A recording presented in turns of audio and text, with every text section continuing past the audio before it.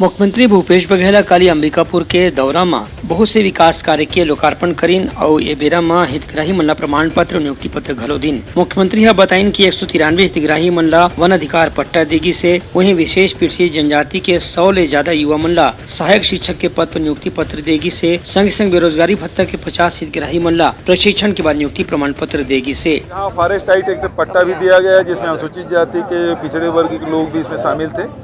और साथ ही जो प्रिमिटिव ट्राइब्स हैं अति पिछड़ी जनजाति उनके जो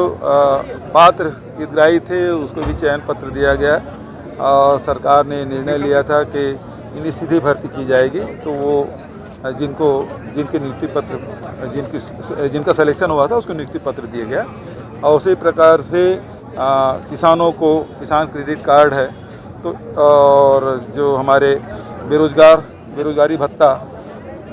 जो लोग प्राप्त कर रहे हैं उसको प्रशिक्षण भी दिया जा रहा है और सरगुजा जिला पहला है जहां उनको प्रशिक्षण देके उसको जॉब